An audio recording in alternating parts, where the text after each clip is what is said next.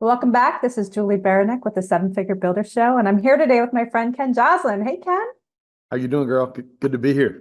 I am fabulous, and we got energy flying already. You are pumped. Tell us what you're pumped up about.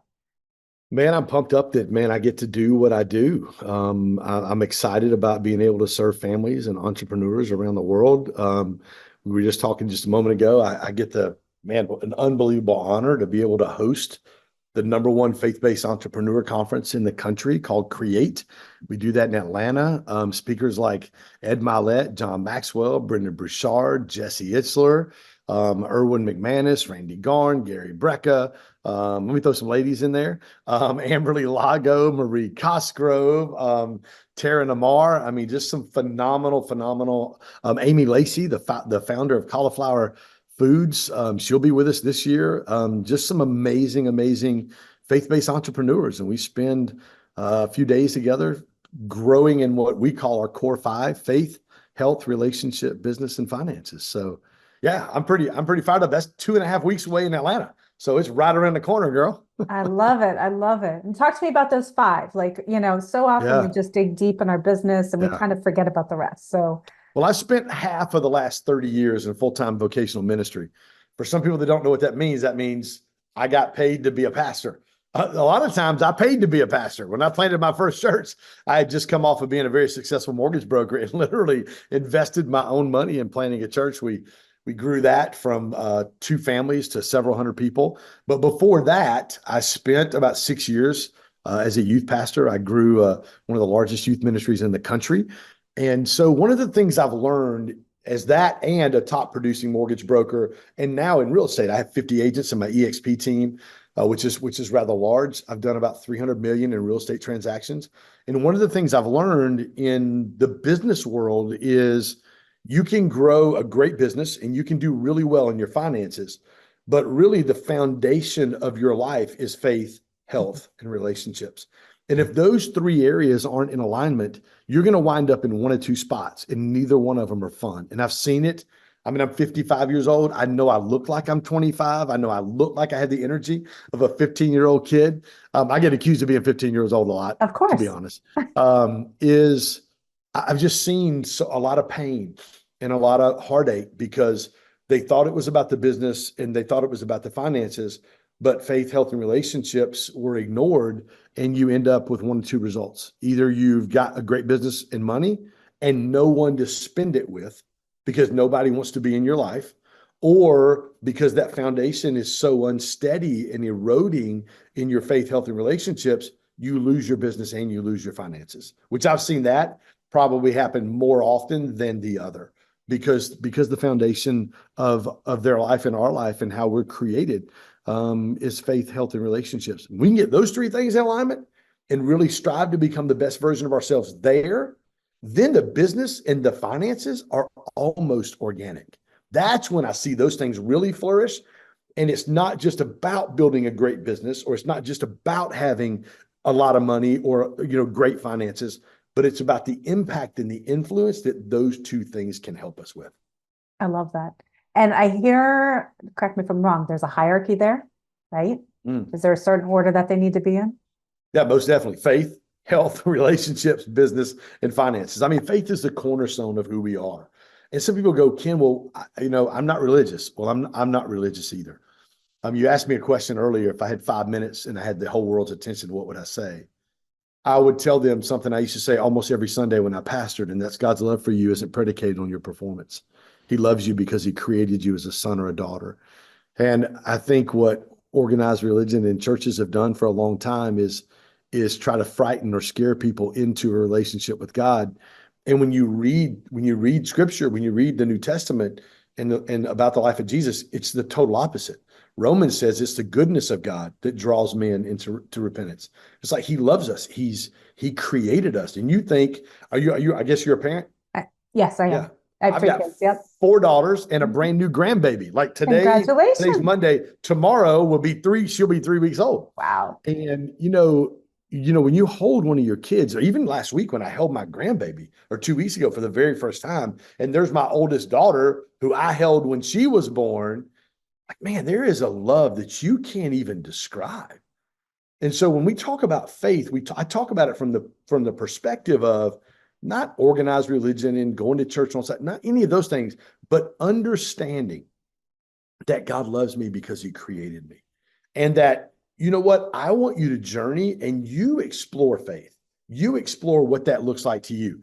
Now, I've got a lot of friends around me, super successful guys who do love Jesus, who are very open with their faith. But it's like, even today, somebody said something to me today. They're like, man, you live this out. I tell you, because I wrote it down. I literally, when they said it to me just a minute ago in a meeting, I was like, dude, that's really good. Let me write this down. And I literally wrote it down. They said, Ken, you don't just portray your faith, you live your faith. And I think when you can, that came from somebody that we just happened to have a meeting and they were like, dude, I watch you. And like, you don't just portray it, you literally live out your faith. And I do every single day. So faith, number one, health is number two.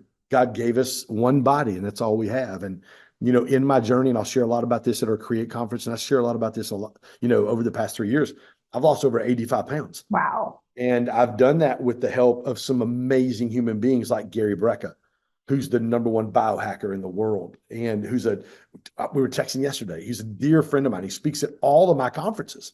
Being able to be in a relationship with somebody like Gary, when you get stuck or plateaued at a certain level in your weight, I say weight loss, in your health journey, Right. it helps you be able to get, okay, I can do this because I have the answers. So I'd say health is number two, because, you know, now I've got grandbaby. Shoot, I want to be around for a long time. Heck yeah.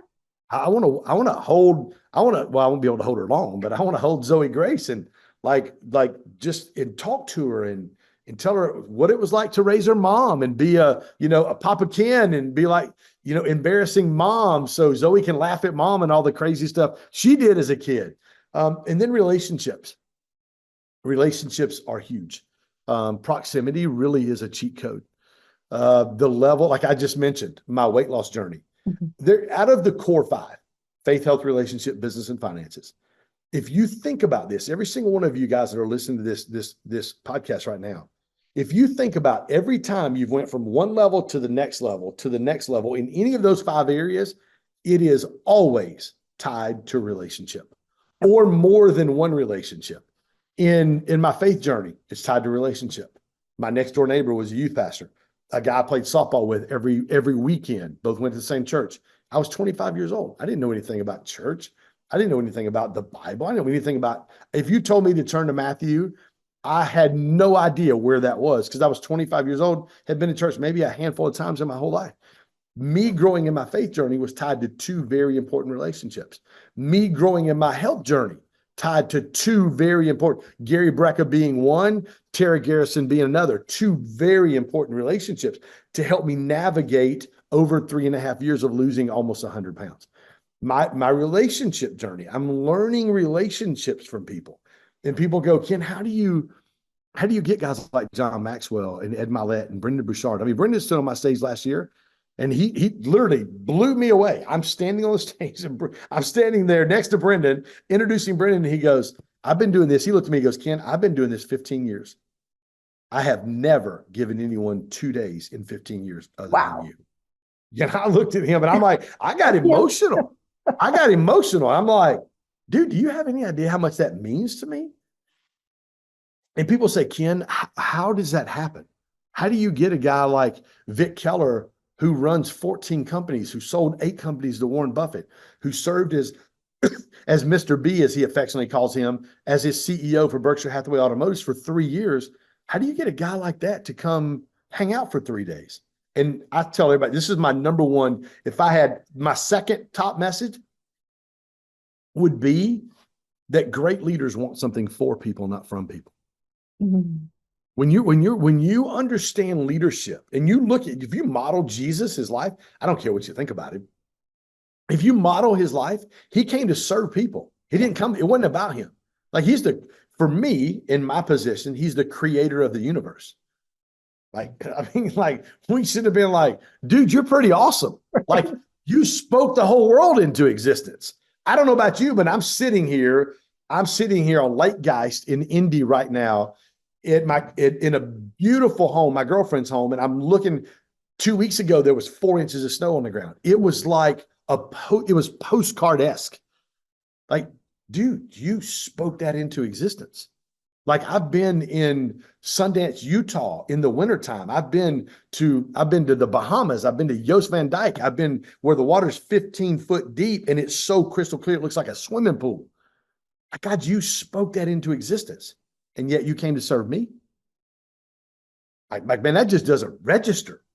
But when you live your life that way, when you live your life putting other people's needs before your own, and you live life wanting something for people, not from people, I'm telling you, every relationship you need in your life to fulfill everything that God's called you to fulfill, or business, or whatever it looks like, it all comes from you adopting and living out that same, what I would say is a core belief. When you want something for people, not from people, you will attract people in your life that will blow your mind. I couldn't agree more. And it goes back to that mentality of serving, not selling, right? Like just everything you do is helping other Yes. people and seeing how you can bring value to them. But Zig Ziglar, my favorite Zig Ziglar quote, if you help enough people get what they want, eventually you're going to get what you want.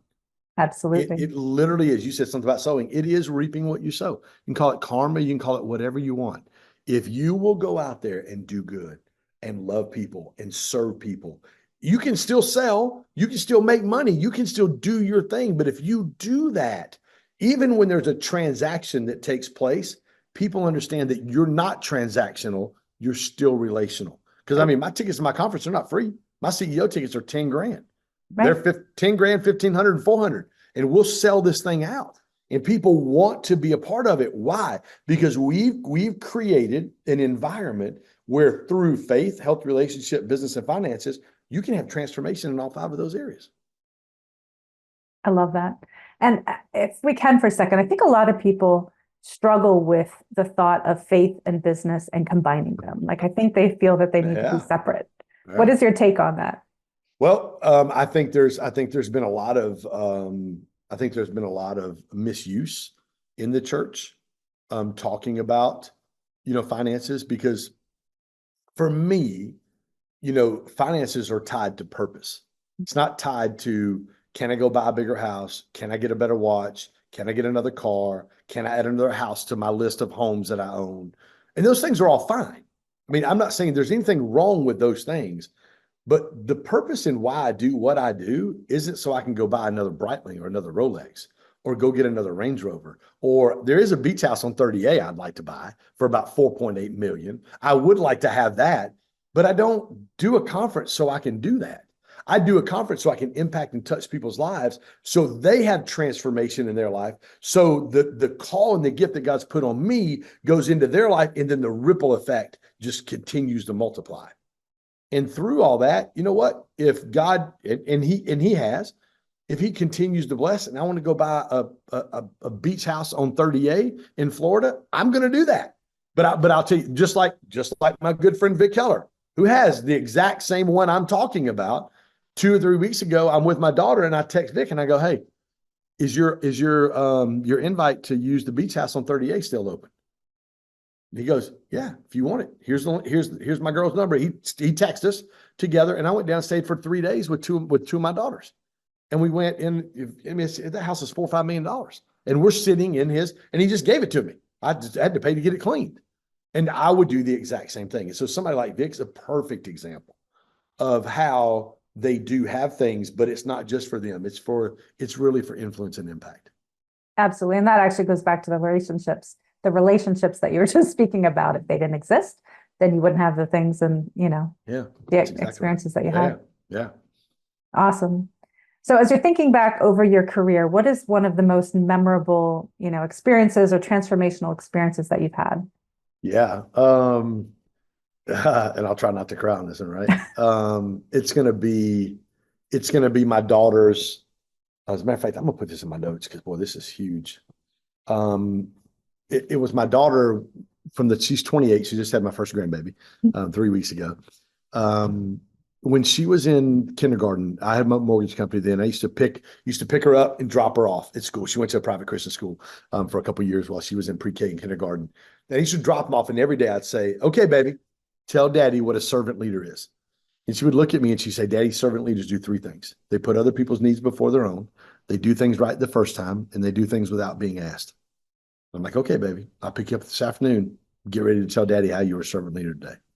So I'd pick her up and she'd get in the car and she'd go, Daddy, Daddy, Daddy, I let Johnny go in front of me in the water line today. After it was hot outside. Daddy, I took Miss Green's trash out and she didn't ask.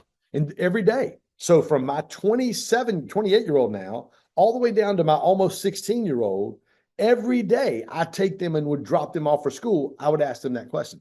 So my daughter grows up, graduates, comes to Birmingham for school. She gets a job at a brand new Chick-fil-A, brand new. And I mean, everybody, I mean, who doesn't love Chick-fil-A, right? Everything, it's absolutely amazing. And about a year and a half into working at Chick-fil-A, I get a text message one day. And Holly had started brand new. Like she was the first crew to ever work there.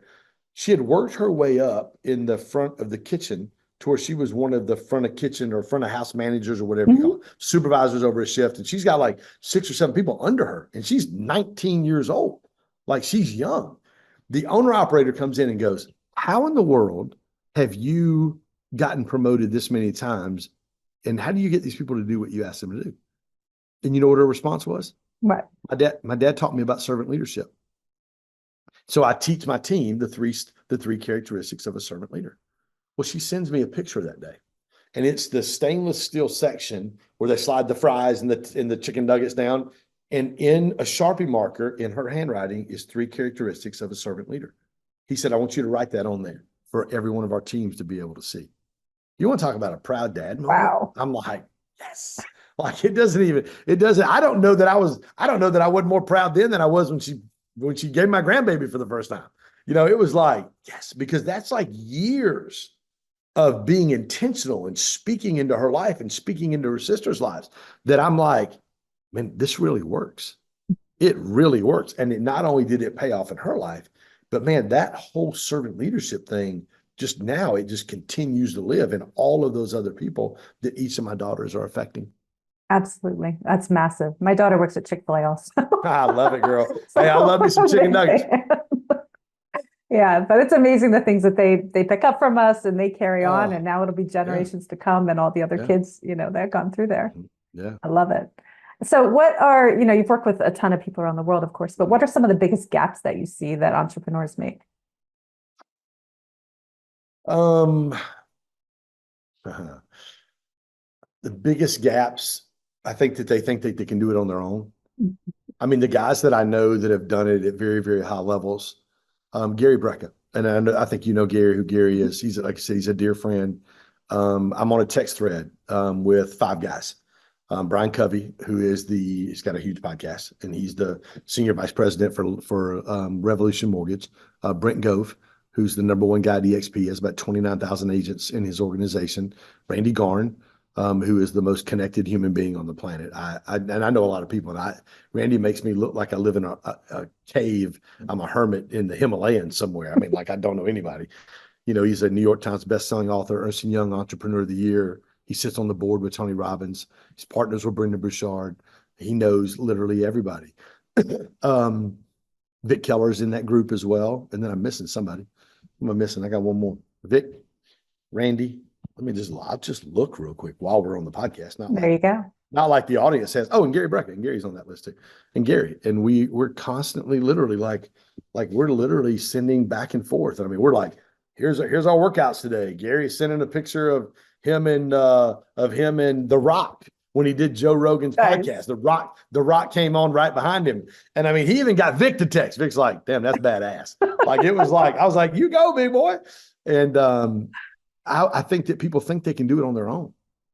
And you can't. And like there's some business that goes on between the 5 or 6 of us in this group, but it's more, we got a text from one of them that had kind of a really sucky day a couple of days ago. It was hard.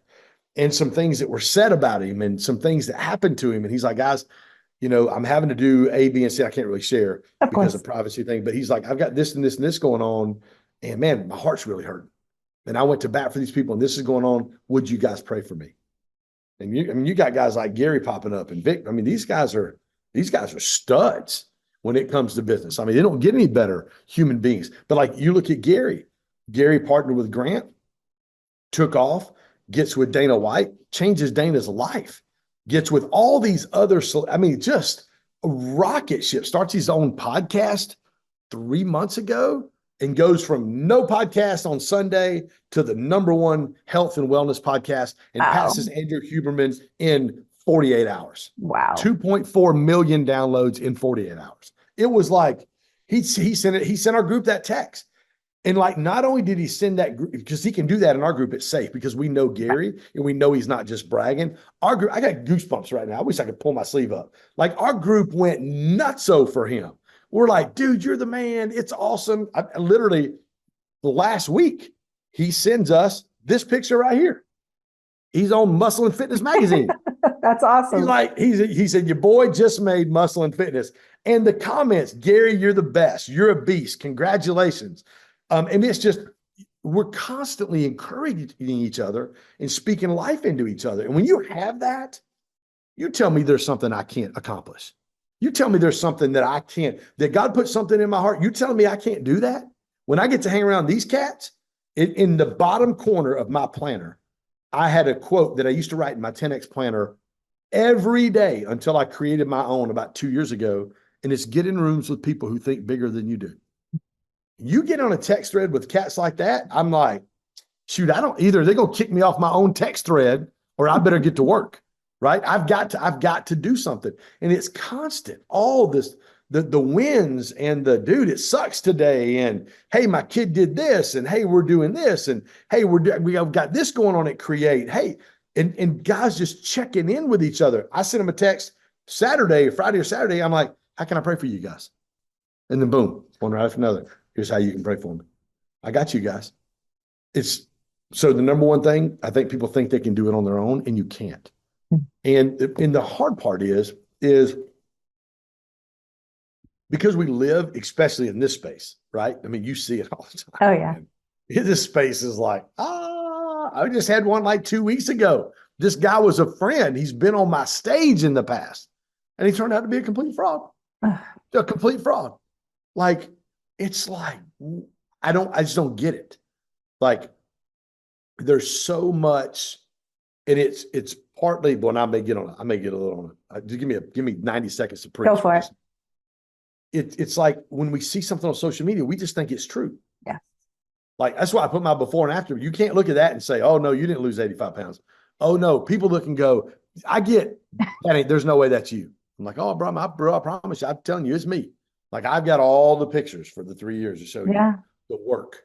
I've got my conference. I've got video of Brendan Burchard standing behind me. I've got video of John Maxwell making fun of me last year because I got him on a countdown timer. Then he looks at me and he goes, Ken, I just sold 40 million books. I just crossed 40 millionth book sold this year. I'm like, John, that's awesome. There's 350, 400 people in my conference. And he looks down and he goes, how come you got me on a countdown timer in the back of the room? I wanted to give these guys more value and you got me I got 41 minutes left.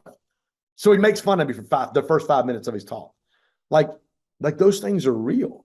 Like, we have got to become better at, and I think one of the reasons we don't have the relationships is because of all the phony, fluffy stuff that we see out there. And when you get in the real and you get in really with people's relationships, it's not always good. Sometimes it sucks. Life can be hard, but when it's hard, we gather around each other. When it's great, we celebrate each other. When we need encouragement, like Brent Gove texted me 2 days ago. How are you doing? You've got 3 weeks to your event. Are you okay? Right. Is there anything I can do for you? Like, you can buy about $30,000 worth of tickets, big boy. But I mean, it's constant. And to live at the elevation that God wants you to live at and accomplish the thing he wants you to accomplish so you have the impact and the influence, man, it takes some amazing relationships. And that's risky. That's because I had one of my best friends who turned out to be a Ponzi scheme guy, was one of my best and blew me away. And some of my guys in my text threads were the ones that found out about it. They're the ones that researched and investigated and came back to me. And I'm like, it's going to happen. Yeah. Like, it's going to happen. So I hope that answered your question. Yeah, it does. And related, but a little different, what would you say to people that are struggling with the vision of what they can be and just to grow into the leader that they were meant to be? Man, you got to get around people. You got to get around there. It's always people. You got to get around people that, I mean, inside of our community that I do online, I watch these. I've got one guy, Kevin Fernandez. He's from Huntsville, Alabama. I live in Birmingham. He's from Huntsville. I don't even know how he found out about us. I don't even know if he came to our conference, but I've got an online community. We do a couple coaching calls a week. We started in September. We did a 21-day extraordinary habits challenge. 21 days, goals, gratitude, affirmations, top 3 every single day in your planner. Take a picture of it or a video, post it on our private Facebook page for our community. Wednesday night, he's in day like 170. He never stopped. Wow. He just kept going. Dude's lost 25 pounds. He just did his first. He coaches real estate agents and real estate agents and health insurance. I think it was he sold it. He exited a health insurance company or insurance company. And now he just did his first event, a big event down in Puerto Rico, and crushed it. He looks good. His marriage is going. He texts me. He's like, dude, my marriage is on fire. So what would I say? It don't even have to be mine. It can be yours. It can be whoever's. Find a community of people. You need 3 relationships: community, circle, corner. Community is a large group you travel with. For us, it'd be our GSD community or our mastermind. Your circle is the 10 or 12 people you spend the most time with. And then your corner are the 4 or 5 guys, 3 or 4 girls, whatever that looks like in your life that have a 10,000-foot view. For me, it's those guys right there. You've got to have those relationships. And when you have those relationships the right way, like I said, when I hang around these guys, I don't have a choice but to believe the best for Ken Joslin. I don't have the choice. God, you're telling me to do this? Okay, I'm going to go do it because I'm watching all these cats do it. And I can't come to them and give them an excuse. They're not going to take that. And that comes back to full transparency, right? Like the people that you trust in that inner circle, like they'll hold you accountable to it. Yeah. Which is really yeah, hold you accountable and kick your tail from time to time. Of course they do. Right. And when you do it and you have the right community and you have the right circle and the right corner of relationships in your life, you don't have to travel. It's easy to go through great seasons, or easier to go through great seasons alone. But man, it can be awful miserable when you're going through sucky times and there's nobody around. 100%. Yeah. And you've accomplished a ton, obviously, both personally, professionally, and all this amazing, the event coming up. But how do you define success? What does that look like for you? Well, I walked off a stage 24 years ago, almost 24 years ago. I was 31. I was young. I was one of the top youth pastors in the country. About 8,800, 9,000 people. I spoke right behind John Maxwell for the first time. That was my first time behind John. Now I've done it. He's opened my conference the last 2 years. So now I've done it 2 more times. I said, dude, I'm never doing that again. You suck all the air out of the room. You want to talk about pressure, get up on your first big stage and have to speak behind John Maxwell. I spoke behind John, crushed it. My mentor, Jeannie, spoke behind me. And she asked me that later that day. She said, hey, can we go to lunch tomorrow? I said, yeah. I said, I'd love to. So I went to lunch with her the next day. She said, Ken, I want to ask you the most important question of your life. I'm like, I'm ready for this profound, this question, right? And she said, do you want to be successful or do you want to be significant? Because they're 2 vastly different things. And so it started a journey for me of understanding that significant leaders build others around them so they can win. Ultimately, falling right into Zig Ziglar's quote, if I help enough people get what they want, eventually I'm going to get what I want. Where people who chase success, they tend to use the people around them and almost always leave a pretty ugly trail of damage behind them. I love that. I'm taking notes. You're a good girl. Yeah, No, and that's in my it. book. You can go my book is you can get it. You can buy it on Amazon. I have it. It's like $5, or you can go to book.growstackdrive.com and your audience can download it for free. And literally, the whole book is on significance versus success. That's what the book is on. And out of that, and I really break down that journey for me 24 years ago.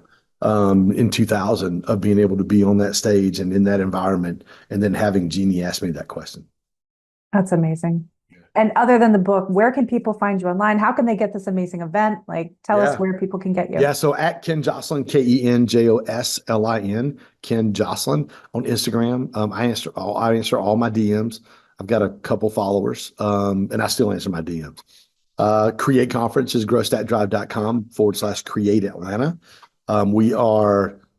We're 2.5 weeks away. So yeah, it's quick. It's right around the corner. I don't know when you're dropping this, but yeah, we're going to expedite it for you. Thank you. It's right around the corner. So, I mean, there'll be several hundred faith-based entrepreneurs that will come together for 2.5 days to really work on becoming the best version of ourselves in our faith, health, relationship, business, and finances. It's fun. We have an absolute blast for 3 days. That sounds amazing. Yeah. Absolutely amazing. Well, girl, you got to come. All right. I'll be there. Yeah, you got to come. Thank you, Ken, for being on today. Really appreciate it. Awesome. And if you found value in this episode, please do share it. That's how people find us. And you can find me at sevenfigurebuilder.com. And I'll see you on the next episode.